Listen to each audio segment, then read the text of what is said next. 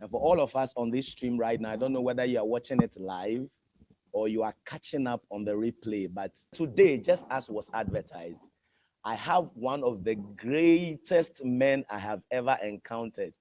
I'll show him shortly, and then we'll go back. Dr. Kelvin. Say hi, Dr. Kelvin. Say hi to everyone now. Hello, guys. Good to have you join us on this live feed. I'm super excited to share a few insights with you this morning. So I'm hoping that it's going to be of value to you, so that together we can chart new courses and make the future truly bright indeed. Thank you very much, Mark, for this opportunity. Over to you again. Okay, thank you very much, Dr. Kelvin. And so that is Dr. Kelvin here. And let me just take the few seconds to explain this to you. This is not going to be a questions and answers section. It's a training. So if you are here right now, just get on your phone, get your notepads ready, get your notes ready, get your pens ready, get your books ready. And if you are like me, get your coffee or your drink by you or your water. Because in the next 30 minutes, Dr. Kelvin is going to be sharing with us a very important topic and a very important insight into why our perceptions and how our perceptions, mindsets, and the perspectives that we see things count so much and matter in the overall goal to be able to achieve whatever we set out to do. Don't get me wrong, it is very, very important that you watch those things. And that is what we are going to be learning from Dr. Kelvin today. Share it to your Facebook friends, share it on your WhatsApp status, share it on Instagram. Let's get as many people as possible join the stream right now and benefit and learn from this. Now, let me just quickly bring Dr. Kelvin on. And Dr. Kelvin, I hope you're excited about today's meeting and today's training, because I am really excited about it. All right. Thank you once again, Mark, for this opportunity. I mean, it's always an honor. It's always a pleasure working with you. I mean, I know what kind of gentleman you are. You are super amazing, super motivated, and somebody who is charting a very difficult path, but that's what you've chosen. And so I know that definitely you're going to get where you're going to get to, because you have a plan, and that's one of the most important things you can have as a young person in life today. Now this morning I have been given a very, very, very, very interesting topic to tackle. A formidable livelihood, building a formidable livelihood. Now, this is a very, very deep subject, and 30 minutes is certainly not enough time to go through all of it, but we are going to try as much as possible to give you some gist here and there to help you, position yourself to capitalize on all the numerous opportunities that abound to all of us. So I'm hoping that the time you spend on this live presentation, whether it's on a replay or not, or you are joining us live, is going to definitely be worth your while. And of course, I'd love to know who is connected with me. So if you are watching on the replay, if you are watching live, I'd like you to leave a message. Let me know if this thing is of value to you. Let me know what you learn, or let me know if you have any opinions that you want to share, any feedback you want to give. I'll be super excited to hear from you as well, so that as we grow in this industry, we are going to improve ourselves every single day. Now, like I mentioned, building a formidable livelihood. Now, we need to understand what these words mean. Formidable livelihood. What does it actually mean? You see, and the first point I'm going to make this morning is that in life, your definitions determine who you are and where you are going. Your definitions, how you define things. There's a way that the world defines things. There's a way that your mother defines things. There's a way your father defines things. There's a way your boss defines things. And there's a way you define things. How do you see things for yourself? How you see these things, how you define these things will determine your action, will determine your activity, will determine the outcome that you're going to get for yourself. And so you need to sit down and decide for yourself, what does it mean? What does a formidable livelihood mean? But if you go to the dictionary, the formidable simply means something that's extremely impressive. So formidable strength, formidable building, formidable person. It just means that whatever it says, that attribute that you are looking at is extremely impressive. That's what formidable means. And livelihood basically means that, something that gives you money to survive. That's all a livelihood is. It gives you income to survive on. So when you put them together, formidable livelihood, we are talking about an extremely impressive source of income that gives you the money you need to survive. And so basically we are talking about success here. I mean, what do you need to do to become successful in whatever industry, whatever field that you have chosen to stay in? And success is a universal concept, it's a universal principle. Success does not care whether you are a man or you're a woman. It does not care whether you are a child or you're an adult. And for me, that whole life, it's a discussion about success. And success is a universal concept. Success is no respecter of person. It doesn't matter whether you're a man or you're a woman. It doesn't matter whether you're an adult or a child. It doesn't matter whether you are a stay-at-home mom or you're a full-time working man. It doesn't matter whether you are an Ewe, an Ashanti, or you are from Nigeria or from Togo. It doesn't matter whether you're a Christian or you're a Muslim or you're a Hindu or you don't even believe in God. Success thrives on principles, and if you follow these principles, you're going to get the desired outcome. And the interesting thing is that because many of us have not defined what we want, or we have not defined where we are going, and so we are just banging our heads all over the place trying to make ends meet. And that is the primary problem that we face, particularly in our race as Black people, especially those of us who are born and bred in Africa, in Ghana. I'm joining this call from Accra, Ghana, so I can speak specifically for us in Ghana. Many of us are not brought up to define our goals. We are not brought up to have a destination in mind. And so we wake up every morning, we begin our journey, we are grinding, we wake up, we go to work, we stay in traffic, there's a lot of noise, there's a lot of chaos, we manage to arrive at work, we sit at work, there's no motivation, there's no desire, we are just there because we need to put food on the table, we need to earn an income, and so we are just sitting at the office, just going through the motions, and then we close from work and then sit back in traffic and get back home. But if you actually look deep within yourself, you realize that you are not happy. It's like you don't know where you are going. And this is because we have not actually sat down to decide, to determine for ourselves what we want out of the things that we are doing every single day. I keep saying this, I have had the chance to experience both the West. I mean, I spent a couple of months in the US, and I've grown up basically in Ghana all my life. So I've had a chance to experience both cultures firsthand. And I'll tell you that if you took an average person who has been exposed to the Western culture, and you ask the person, what do you want to do at the end of your school, at the end of this year? Most of them will tell you specifically what they wanted to do. I want to travel the world. I'm going to take a year off and do this and that. But if you pose that same question to us, those of us who have grown up, who have been born and bred in this part of the world, it's very difficult to answer that question because many of us are still stuck in trying to resolve the three basic needs, which is food, shelter, clothing. Many of us are hustling to make ends meet. We are hustling to put food on the table. We are hustling to put clothes on our backs. We are hustling to pay our rent. And so we have no time to plan for the next year. We have no time to think about what we are going to do when we graduate. Of course, we're going to look for a job, but what kind of job we are looking for, we don't really care because, hey, we need money. So once we graduate, any job that comes our way, we are jumping into, we are diving straight into it. And so we don't have a destination in mind for many of us. And if you do not have a destination in mind, this is the second point. If you do not have a destination in mind, your speed is useless. It's kind of like you woke up in the morning and you said you live in Kumasi. I want to get out of Kumasi and go where?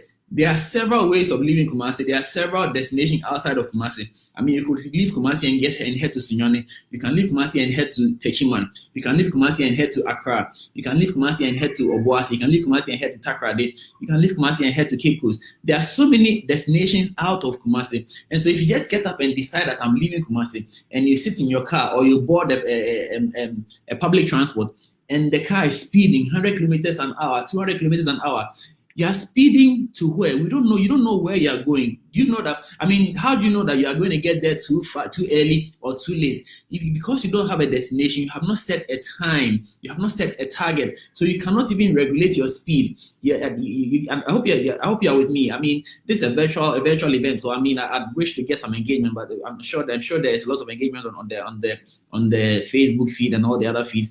And so basically, if you do not have a destination, how do you regulate how fast you are going? How do you regulate the time you want to get there? It is only when you know where you are going, then you can tell whether you are going too fast or you are going too slow. And this is very, very, very important. Unfortunately, many of us don't do this, and so we are just going around all over the place, and it's a big, big problem.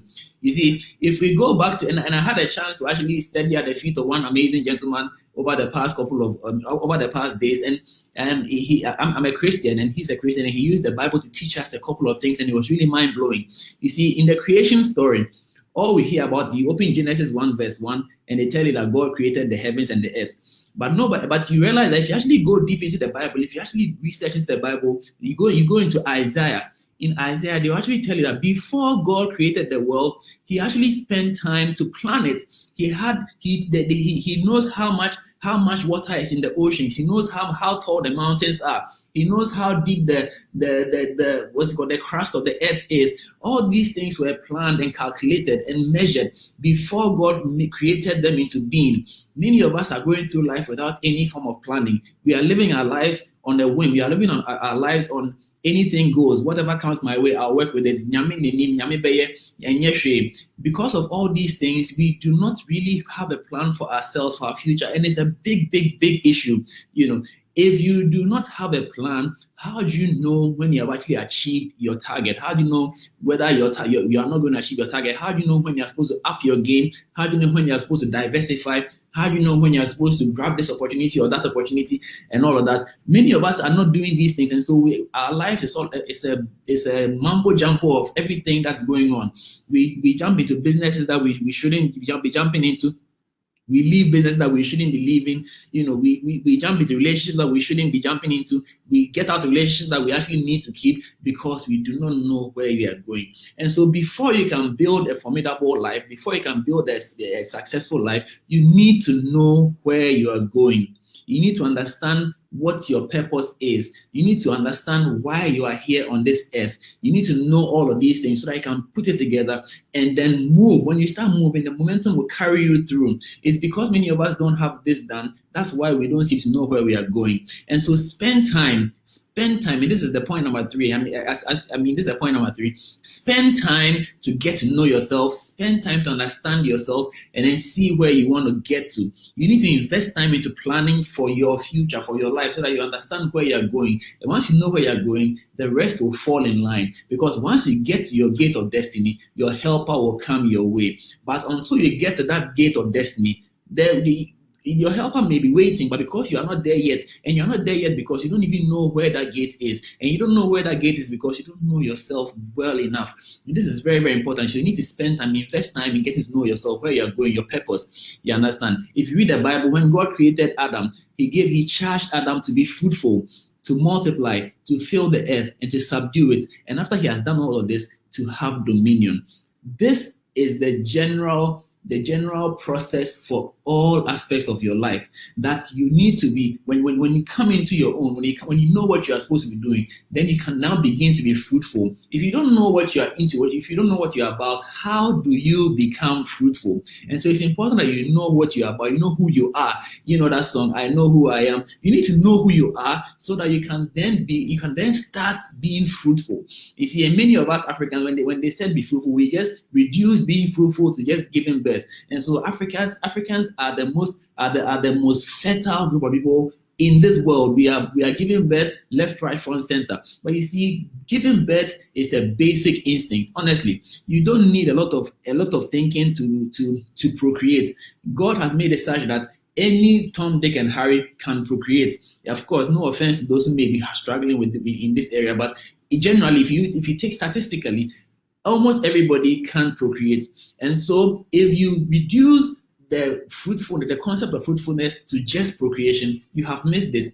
And unfortunately, that's where most of us are operating. Most of us Africans are operating at that level. We need to elevate the thinking. We need to elevate the mindset to understand that being fruitful is bigger than just procreation. As I'm speaking to you right now, I'm actually being fruitful.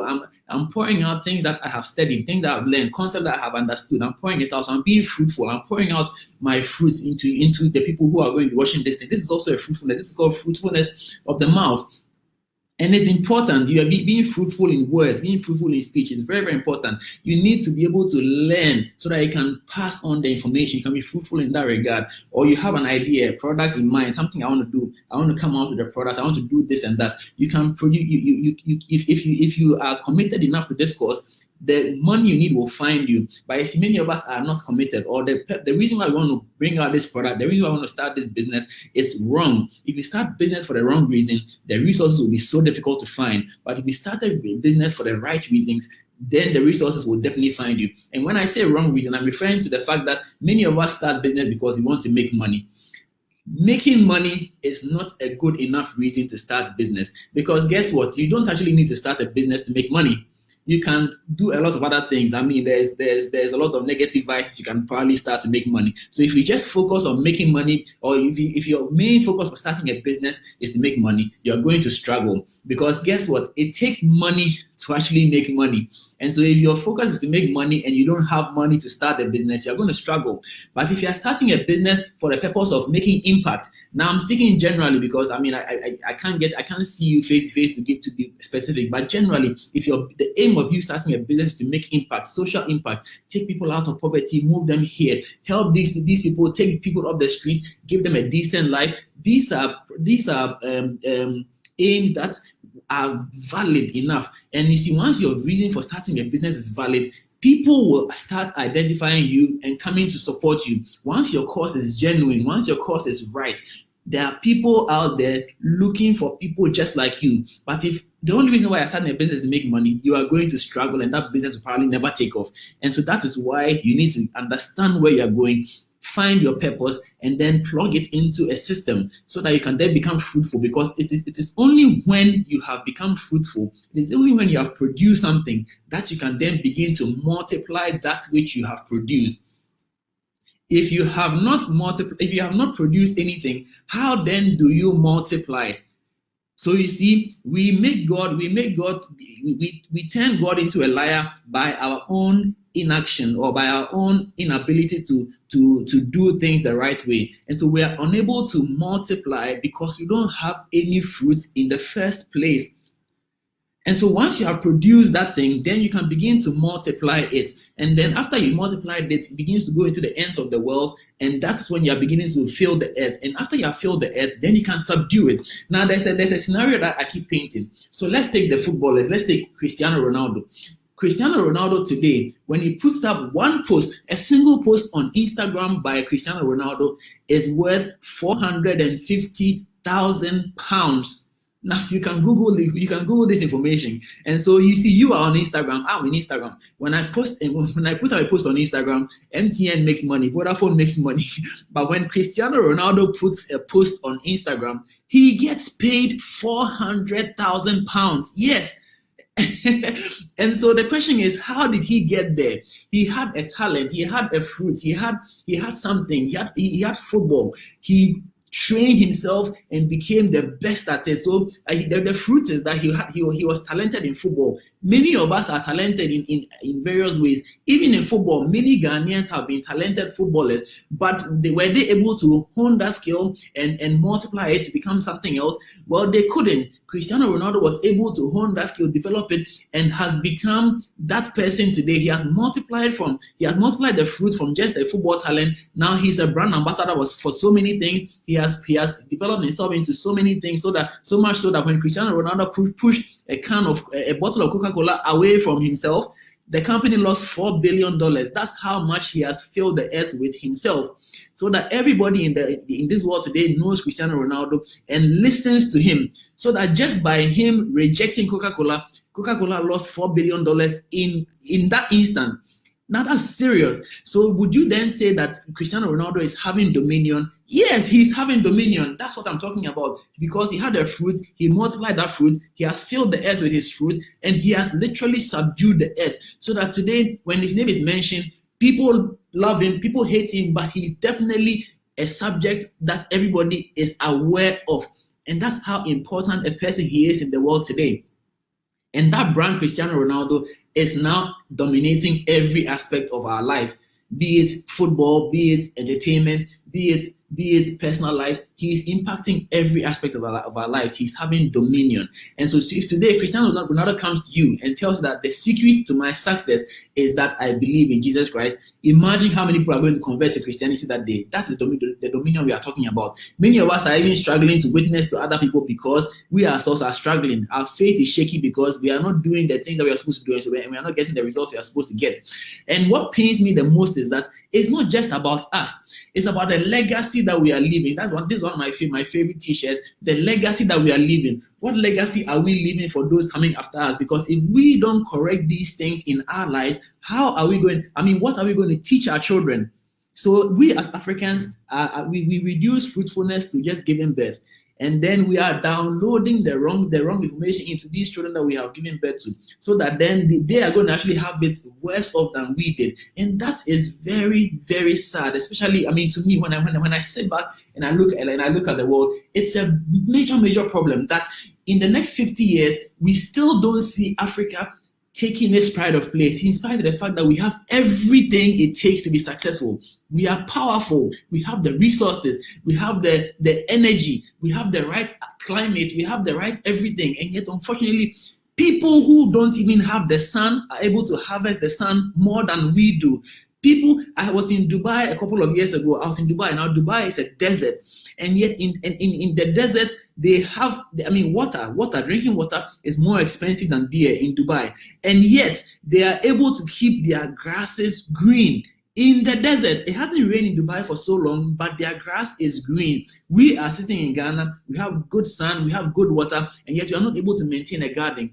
It is not a curse. It is just because many of us are not planning. And when most of the population are not planning, most of the population are not focused on achieving results, they are not goal oriented, it's going to show in the general outlook of the country. And that's where we are failing. And so it takes one person to change another person. This is why this program is really, really important to me, so that if you on this presentation, you get value from what I'm telling you, and you're ready to brighten your corner, you can share that light with another person and another person and another person, and eventually we can light up this whole continent and chart a course where everybody is focused on making a difference in their corner. And that's why I'm so passionate about what we are doing here this morning, because I believe that there's a generation of Africans who are ready to take the world by storm.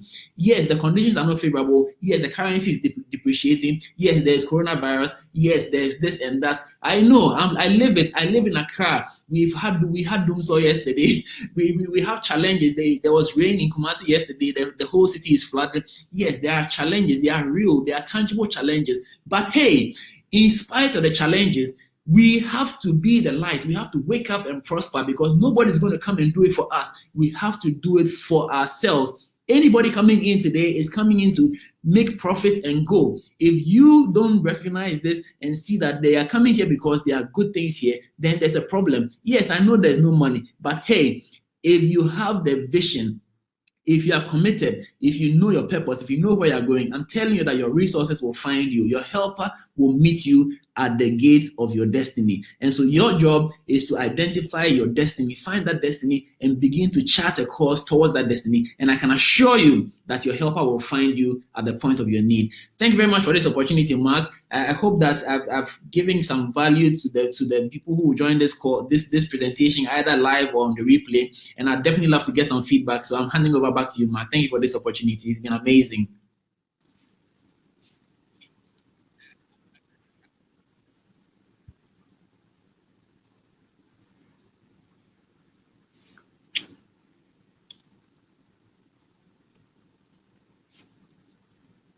It's so exciting having you. It's so exciting having you. And I think that one of the things I have noticed is that a lot of the times we set out to do things we are not prepared for. My apologies for the network. I think I'm having some network challenges, but we are still going on. So it's exciting what you are talking about. And I think what you are saying is very true, Dr. Kelvin. And we're going to come back to you, actually. As a matter of fact, we have to come back to you. But what I have noticed is that most of the times we look at other people's examples, and I don't know why it is so. And those of you watching, you can drop your questions in the comments, and I'm going to be reading your questions. We have just 1 hour. We've already spent 30 minutes, so we have only 30 minutes to go. I'm going to be reading your questions, and Dr. Kelvin is going to be answering them. But what he's saying is very, very important, Dr. Kelvin. Most of the time, we look at other people's examples, we look at what others are doing, and then we just get up and start doing same. And my take home today is you must know where you are going. Because if you know where you are going, then speed is important. But if you don't know where you are going, then speed is not important. And thank you very much, Dr. Kevin, for sharing that. How do we solve this issue of looking at other people doing things and deciding to do same? It's a major burden for me. It's a major issue on my mind, because you look at somebody starts something, the next minute you realize that his or her friends are also doing same. Somebody starts a business, you realize that other people are getting into the same business. Somebody starts breeding, you realize that other people are getting into it. How do we become unique? And I believe that it's how we look at things, how we perceive things, how we look at other people, that also comes to play in what we decide to do. So how do we get it right? How do I become unique in my field? How are we Well, going to get it, Dr. Kelvin? yeah, I mean, I agree with you. People, we copy blindly, and it's really been a major issue. It's been a major issue for us. We copy blindly. One thing I learned over this weekend, which I mean was reinforced, it's something I know, but it was reinforced for me again, is a lot of us fail to find mentors in the space that we are going into. So let's say your friend has started a business, which you're also interested in doing that same business. On one part, why can't you even partner with your friend? We don't value partnerships in this part of the world, and that's a very big problem. We have to we have to leverage. Leverage is very important, but that's the one aspect. I'll come to that later. Why don't you go and find out from those in that space how they got where they are? What did they do to come where they are? Why do you want to go through why do you want to make the same mistakes that they made? You see, they say experience is the best teacher, but that's actually not true.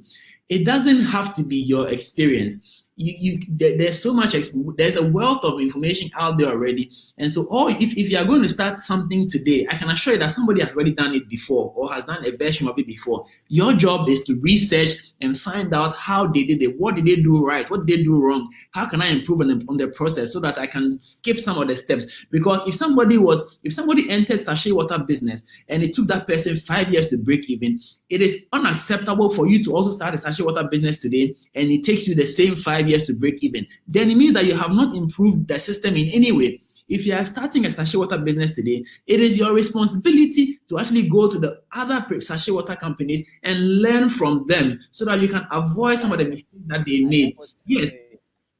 It's very important, in the same, and you can apply, you can extrapolate this to everything that we are doing. If you're a footballer today and you actually you sign a contract without reading through that contract, and at the end of the year, you get paid and then you are not happy with the money you have received, whose fault is that? It's your fault, because we've known from time past that footballers and sportsmen in general were cheated out of their due because they didn't understand the contract. And so if you're going to become a footballer today and you know that you don't understand the contract, find somebody who can understand the contract and let that person show you what to do so that you can avoid some of the mistakes. But if you go through and you make the same mistakes that were made 10 years ago, then why are you even starting that business? Why are you even getting into that thing that you're getting into?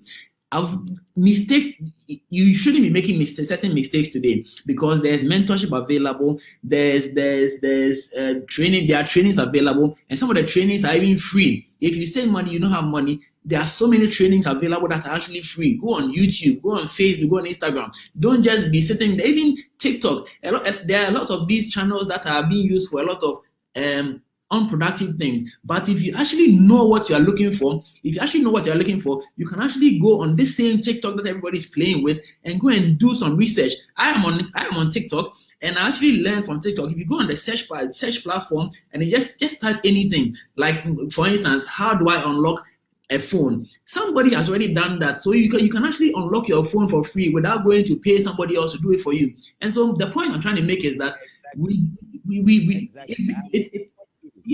Yes, it comes back to the point I made. Because we don't know what we want, we don't know where we are going, we fail to utilize the resources that are available to us to make the difference that we are hoping to make. And I think that's the summary of this whole thing. So know what you want, know where you're going, and I can assure you that you can actually find the resources you need for free. They are freely available. You are just not looking hard enough.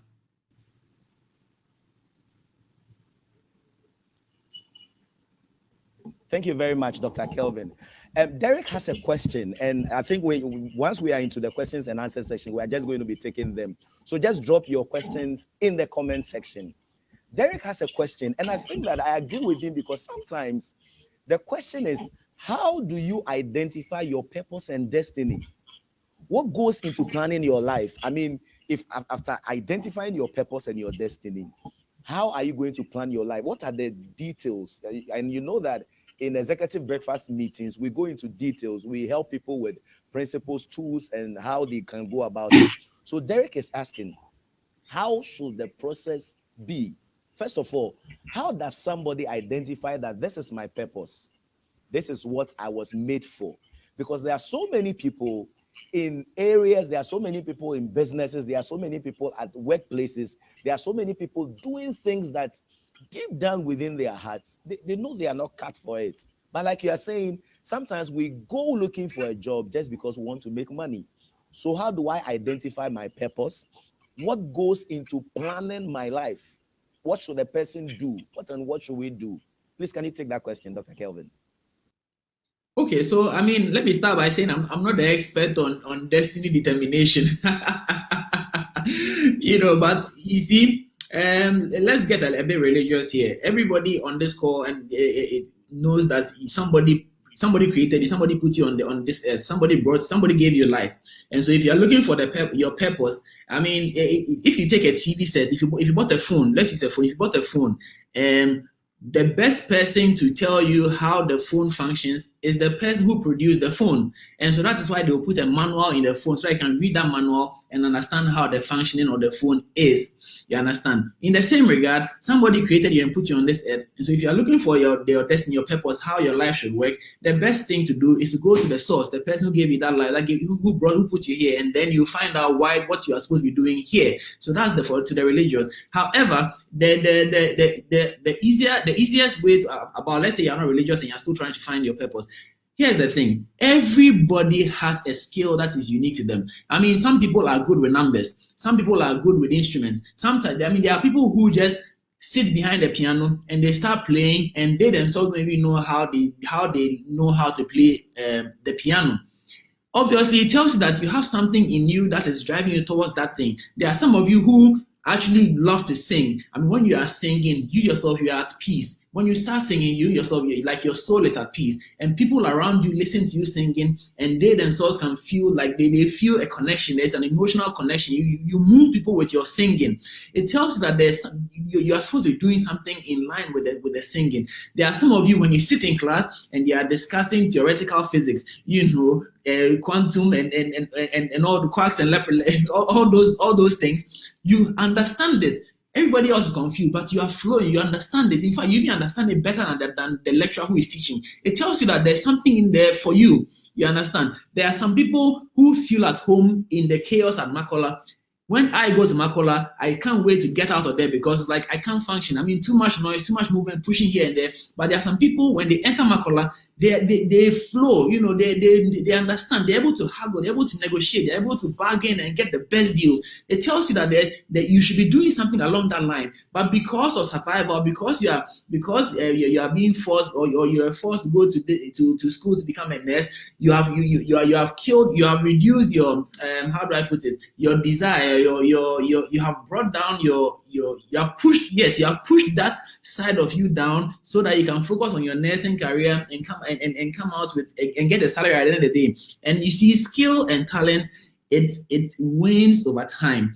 So let's even use language. Now, I am an Ashanti. I'm a very proud Ashanti, but I haven't lived. I left Kumasi when I was 12 years old. When I finished primary school, I left Kumasi. My parents moved from Kumasi, and I've been in Accra since 1997. So I've been in Accra for the past almost 28 years. When I speak Tree now, I sound more like a Gan than an Ashanti. It's because I moved from the place where I was speaking Tree all the time, and so my skill, my knowledge in Tree has been reducing over the years. In the same way, if you are a skillful piano player and you stop playing piano for a while, the skill begins to disappear.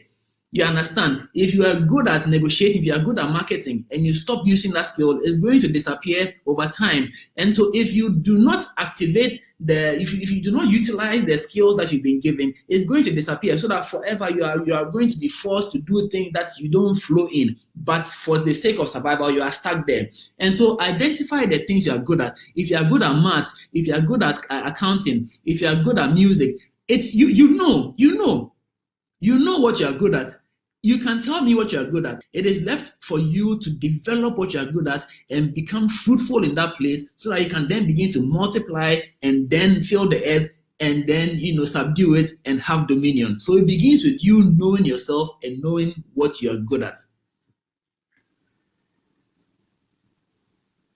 It begins with you knowing yourself and knowing what you are good at. And I like that particular one because nobody can know you better than yourself. True. I like that. And I'm very excited because joining us today, Dr. Kelvin, is Dr. Evans Gia. He's on the live and he's joining us. He's one of the trainers as well. He's one of the speakers. And very soon we are going to be having him join us. And most of the time we bounce ideas on him. He's a great man. And one of these days, Dr. Kelvin, I think you should meet him. So Dr. Evans Gia is here. He's a trainer. So there are a lot of questions that are thrown at him. So I'm just going to show one of the questions that he says he gets it a lot. How can someone who has so many dependents, and I'm going to explain it better, there are people the person is taking care of. And along the line, the person has been doing things, trying to find and identify his or her purpose. Then finally, the person is able to identify his purpose, his plan, what he's supposed to pursue. But he needs to take some drastic measures to be able to pursue that. Meanwhile, when he takes those drastic measures, immediately or in the shortest possible time, he is going to be affected financially, which is also going to affect how he is able to impact the lives of other people and the dependents. How do you suggest, or in your estimation, how do you think such a person can go about it? Well, thank you very much for this insightful question. I was trying to avoid that subject, and you have brought it up because I have radical opinions on this matter. So you see, there's no easy answer for you for this question, and I know Dr. Dia has an answer, but he's trying to push me to the wall. You see, there's no easy way to address this matter. And I keep comparing the West to the other people. In America, for instance, if you go to school, you have student debt, and it's heavy student debt. You finish school and your student debt is huge, $80,000. So it's a big deal. But at least when you look back, you know that I took this debt myself to better my lot, so that I can get a better job and have a better lot in my life. So you have nobody else to go and blame. I took the debt. I'll deal with it myself. When you come to our setting in Africa, unfortunately, we have a legacy of debt that has been passed down from generation to generation. So almost everybody who is born out of this generation, out of this Africa, has that predicament, because our parents did not plan.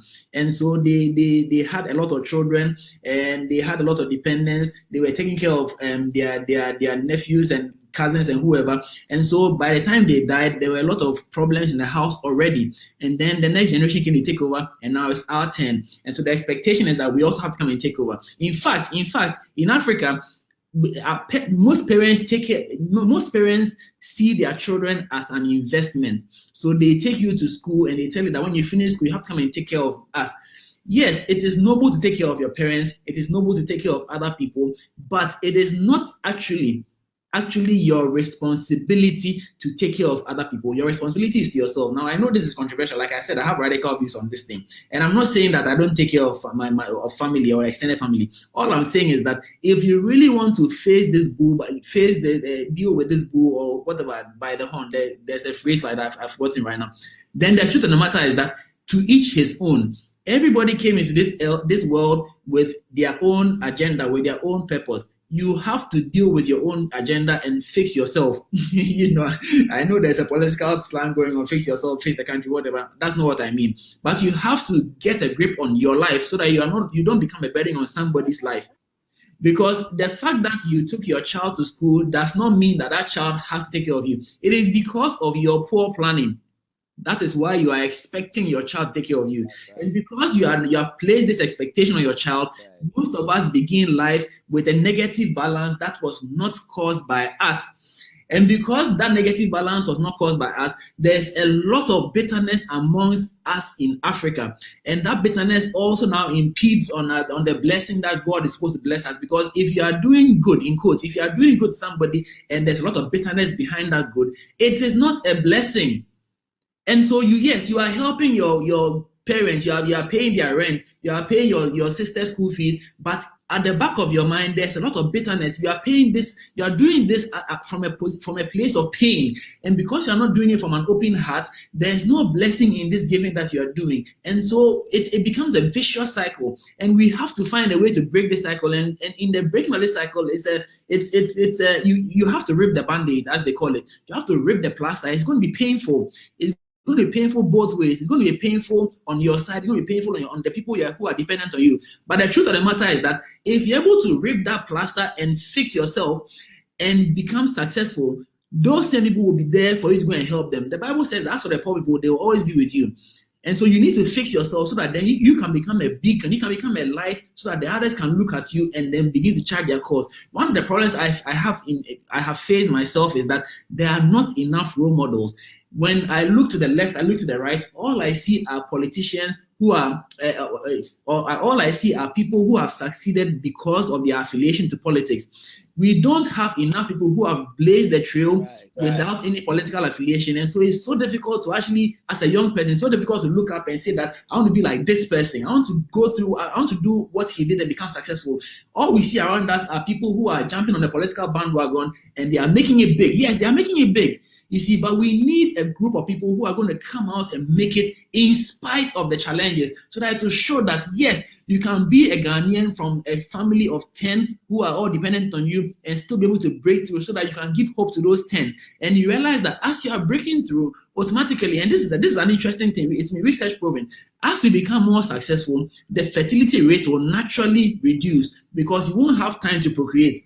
And we actually need our fertility rate to reduce so that this legacy of death can come down. Because one of the main reason why we are struggling is because we are giving birth to too many children that we cannot take care of, and that is the root of the whole matter.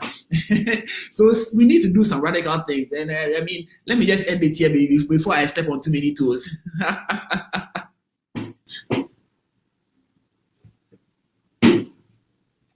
I think I think you're actually on the right path, doctor, and we agree with you. A lot of things happen in our part of the world, especially, and sometimes, sometimes things. Look, as we round up, we have just about 11 minutes to go. We are waiting for the other questions. Someone else has a question. Just drop it in the comment section. And Dr. Kelvin is still speaking to us, and he's still talking about our mindset, our perceptions. And there was a question about how you can identify your purpose in life. And then Dr. Evans Dia came through with some of the questions he's frequently asked about how having dependence, you will be able to take drastic measures to be able to work towards your path of destiny and your purpose, and then sometimes get affected financially in the short run and still eventually be able to pursue it. I'm going to move you, Dr. Kelvin, into the Dominion mandate. You know, I used to follow your live on the I think BB series, the ones we used to do at 6:30 in the mornings. And my favorite amongst them was the Dominion mandate, the series you did on the Dominion mandate. We have just about 10 minutes, so take 5 minutes out of that 10 minutes and take us through the Dominion mandate. You know, because for us, faith is a stronger and a solid part of our lives. And in most of our choices and our decisions, our faith counts a lot.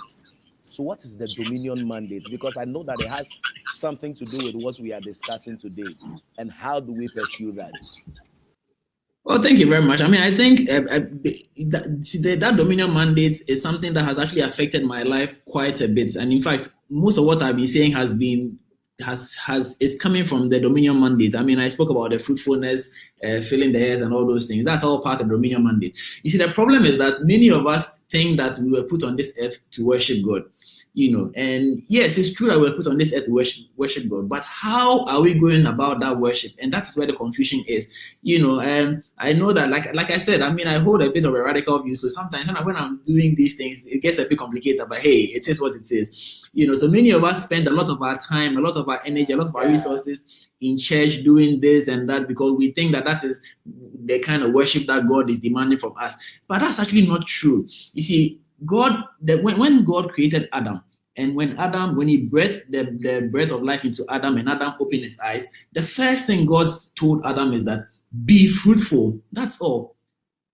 Multiply, fill the earth, subdue it, have dominion. And if you actually read the Bible, that's actually the first thing he said. But before Adam was created, God had already planned what Adam was going to be. He said that let us create man in our own image and likeness. And if you understand the image and likeness of God, it tells you that God is a creator. God is somebody who plans and executes the plans, then reviews the plan. And you see this more in the creation. I mean, all of this are in the creation story. You see, when day one, he said, let there be light, and then let the firmament, the light separate the darkness from the whatever and all those things. And then he sat back, he looked at what he had created, and he said it was good. So in this passage, you understand that there was a plan, there was an execution, there was a review.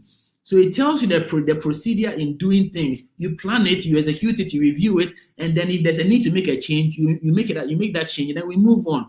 And so when Adam was created, he had already been given this ability to plan, execute, review. He had been created in the image of God. So everything that God can do, Adam can also do. And so that is why when God said, be fruitful, God knew that because Adam had been created in my likeness, when I tell him to be fruitful, he will understand it and begin to live in that fruitfulness.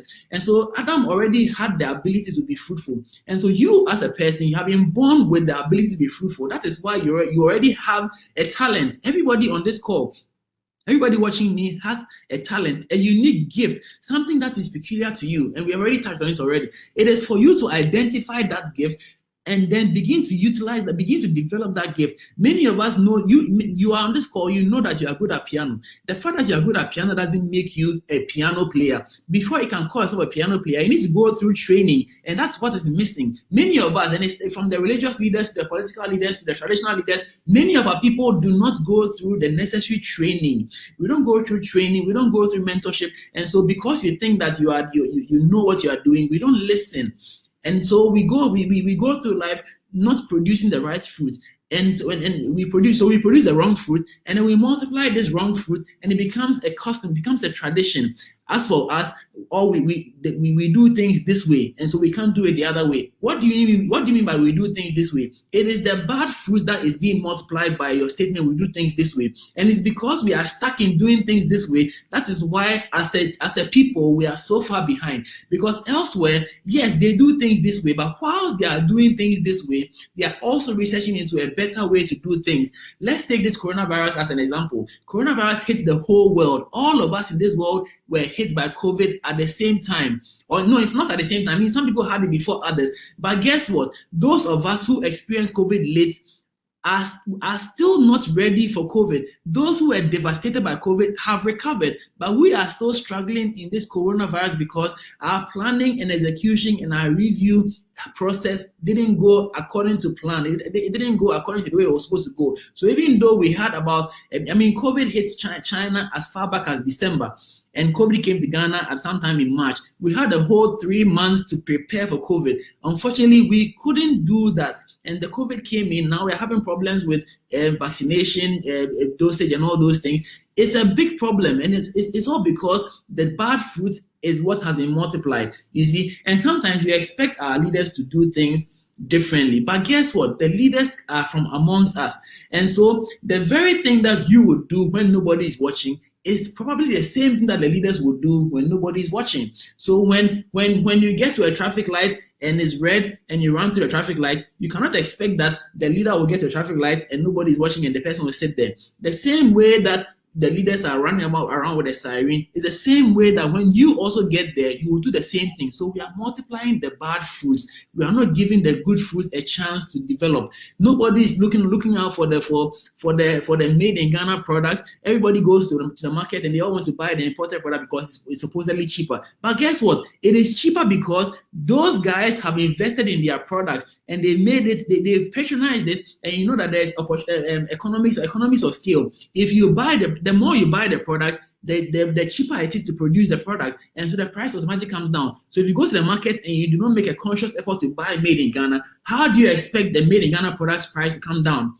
And so we are multiplying the bad fruit. We introduce our children to the foreign taste, and then our children also buy the foreign products, and the cycle continues, and we keep digging ourselves deeper into the hole, and we are expecting different results. Listen, if we do the same things over and over again, and we expect different outcome, that is the definition of witchcraft. You cannot do things the same way and expect different results. If you do things the same way, you are going to get the same result. So if you want the change, you need to be that change. And so you cannot discuss dominion mandate if you're not fruitful, if you're not producing the right fruit, and then multiplying the right fruit, and then filling the earth with the right fruit, and then subduing the earth with that right fruit. So everything comes back to what fruit you are producing. And so let's sit back and think through this so that we can identify the fruits that we actually want to propagate as a people.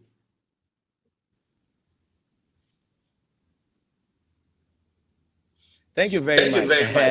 I think it's been very exciting. It's been very educative and very informative today. And even though we are the back of planning these things, most of the time you have no idea what you are going to be taking out, you are going to be learning. And I hope those of you watching today, and thank you very much for joining this. It's been massive. I hope you are jotting down notes, you are jotting down points.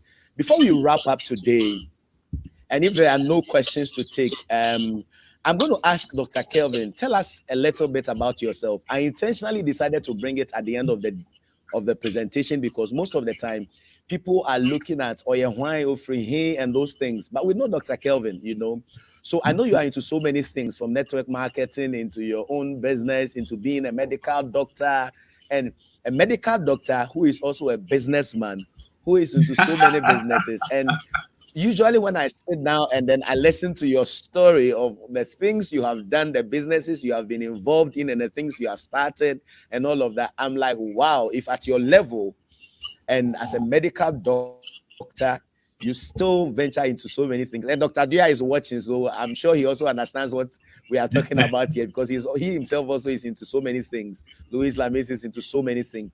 So tell us the next few minutes what you are into and all of that. But I want you to start with the network marketing, because that is how we met. And network marketing, Dr. Kelvin. Well, I'm a medical doctor by training, and by a couple of years ago, I had the opportunity through my medical practice. I met an opportunity in network marketing, and so I jumped on the network marketing bandwagon. And I'll advise anybody on this call who wants to actually start a business to get involved in network marketing, because network marketing provides a platform for you to actually be trained as an entrepreneur, for you to build a network of people that you can actually depend on, you can actually leverage on, and also gives you connections, international connections, and on all of this. And so if you are serious about starting an entrepreneurship journey, look to network marketing. It will give you the foundation, to give you the platform to build on. And it's easy to get started, because it's much cheaper to start a network marketing business than to start any other traditional business. So if you are looking for a way out, look to network marketing, because that's what I did. And this network marketing opportunity has been able to give me, it's giving me the confidence, because now I've been able to educate myself about how things work. And so most of the insights I'm actually sharing today are things I learned after my network marketing encounters, and so it's important, so out of this network marketing opportunity, I've been able to diversify into other areas. I'm a farmer, and I'm also a food processor. I think agric is my calling. I'm into agric because I feel it's a place that we as Ghanaians have not explored enough, and so I intend to actually go big into agric. So into the food production itself, into the growing itself, and into the food processing. That's actually my goal, to anything to do agro-tourism as well. So I have a plan which will eventually end in agro-tourism, where anybody can just come in, walk through, and then see how the process is done from start to finish, and also to inspire you to understand that there's gold in Ghana. We don't need to leave Ghana. I never intended to live outside Ghana. I had the opportunity to actually live outside Ghana, but after experiencing winter, one season of winter, I realized that no, the cold is not for me. So I came back home, and it's been amazing since then. There's opportunity right here, and I intend to milk this opportunity to the fullest benefits, and that's the kind of person I am. I'm trying to blaze a trail so that I can shine a light for others to follow, to let you understand that you don't need to leave Ghana to make it. You can make it right here in Ghana. So that's who I am in simple terms, a medical doctor who has now decided to become a farmer.